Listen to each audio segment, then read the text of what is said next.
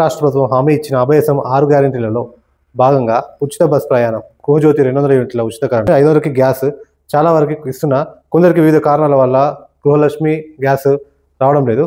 So అది వేరే వీడియోలో చెప్తాను. అయితే రైతు భరోసా కింద ఎకరానికి 12,000, 10 ఎకరాల వారికి లిమిట్ పెడతా అన్నారు. కానీ మొన్న గత ప్రభుత్వం ఇచ్చినట్టే అందరికి ఇచ్చింది.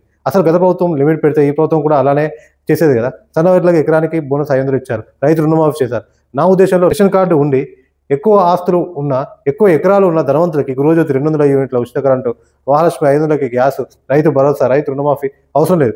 ఇది పక్కన పెడితే ఈ పథకాల్లో ఎక్కడైనా అవినీతి జరిగిందా మీరు విన్నారా? ఎక్కడ జరగలేదు. ఎందుకంటే ఇట్లా కొందరిని ఎంపిక చేయడం లేదు.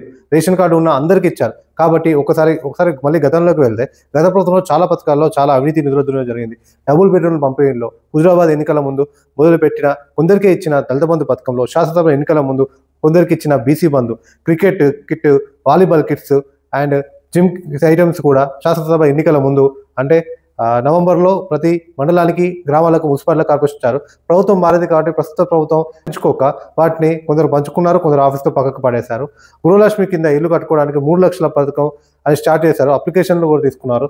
ఎందరో ప్రజాప్రతినిధులకు డబ్బులు కూడా ఇచ్చారు, మోసపోయారు. ఇంకా అన్నపూర్ణ 5 రూపాయలకే భోజనంలో, రైతుల రుణమాఫీలో, రైతు బంధులో, రైతు చనిపోతే 5 లక్షలు ఇచ్చే ఇన్సూరెన్స్లో, బతుకమ్మ చీరలలో, కాళేశ్వరం స్కామ్, గొర్రెల పంపిణీలో, చేపల పంపిణీలో, వాహనాల పంపిణీలో, మిషన్ భగీరథలో, క్రీడల ప్రాంగణాల్లో, స్వర్గరథంలో, మిషన్ కాకతీయలో, వరంగల్లో అప్పు చేసి భూమి తాకట్టు పెట్టి 1500 కోట్లతో కడుతున్న సూపర్ స్పెషాలిటీ హాస్పిటల్లో, ఆసరా పెన్షన్లలో, కన్యాలక్ష్మి కింద ఇచ్చే లక్షలో, పల్లె ప్రకృతి వనంలో, పట్టణ ప్రకృతి వనంలో, హరితహారంలో, ఇంకా వివిధ పథకాల్లో ప్రజాప్రతినిధులు, వారి అనుచరులు, మధ్యవర్తులు, అధికారులు, ఉద్యోగులు ప్రభుత్వ పథకాల్లో కూడా చాలా అవినీతి నిధులు చేయడం వల్ల చాలా మంది అనర్హుల పథకాలు ఇవ్వడం జరిగింది.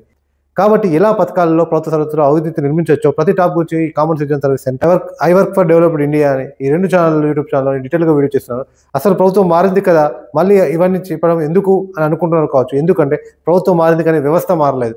సరైన ఆన్లైన్ వ్యవస్థ లేకపోవడం వల్ల లబ్ధిదారుల పారదర్శకత, జీవన తర్వాత మళ్ళీ లేకుండా ఉండి, మళ్ళీ గత ప్రభుత్వం లాగే ప్రజాప్రతినిధులు, వారి అనుచరులు, మధ్యవర్తులు, అధికారులు, ఉద్యోగులు అందరినీ ఎంపిక చేసే పథకాలలో చాలా అవినీతి నిధుల దుర్వినియోగం చేయడానికి అవకాశాలు ఉన్నాయి. కాబట్టి చాలా మంది అనర్హులకి పథకాలు ఇవ్వడానికి అవకాశాలు ఉన్నాయి. కాబట్టి కొందరు స్టార్ట్ చేశారు కూడా.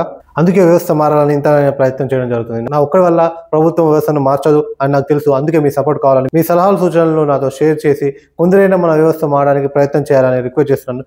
ఎందుకంటే కొందరు ప్రయత్నం వల్ల మన వ్యవస్థ మారినా అది అందరికీ ఉపయోగపడుతుంది.